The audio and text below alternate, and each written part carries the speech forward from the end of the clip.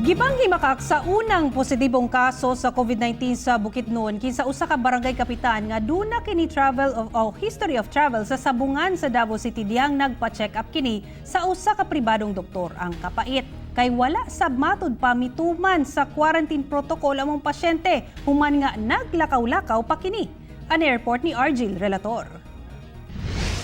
Huwebes Santo dihang gikumpirma sa City Government sa Valencia, Bukidnon ang pinakaunang positibong kaso sa COVID-19 sa syudad ug sa probinsya.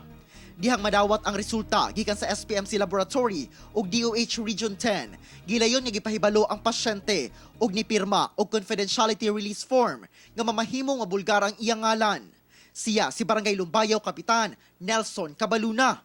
Yatong Marso 12, 2020, ni-attend ang atong positibong tao nga nahisgutan na ni Mayor Caganias, si Kapitan Nelson Cabaluna, sa usa ka national derby dito sa Matina, Davao niadtong March 12. Uli siya sa Valencia March 13. March 22, dihang naila og advisean ang upat ka mga personalidad sa Valencia nga niadto sa sabungan, lakip si Kapitan Cabaluna nga upailawom sa strict home quarantine.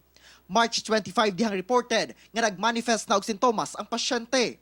April 2 dihang gikuhaan siya og swab samples. Adto di ay siya sa usa ka private nga doktor dinhi sa Dakbayan sa Valencia.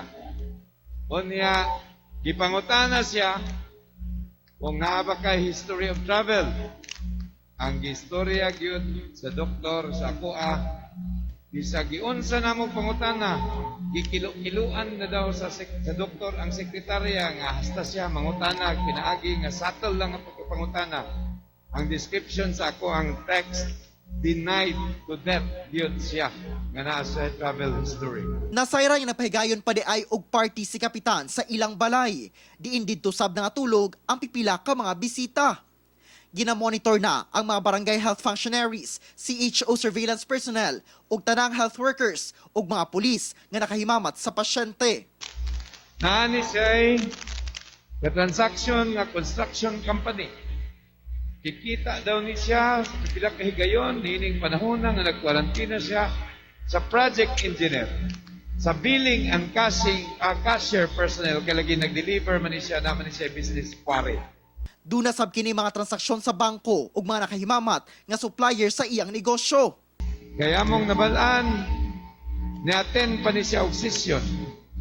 Ni-appeal pa ni siya impake sa relief goods, bisan naka-quarantine na siya.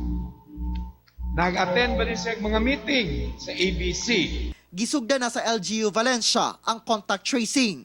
Istriktong ginapatuman na ang enhanced community quarantine karon sa Barangay Lumbayaw. Ako si Argil Relator para sa One Mindanao.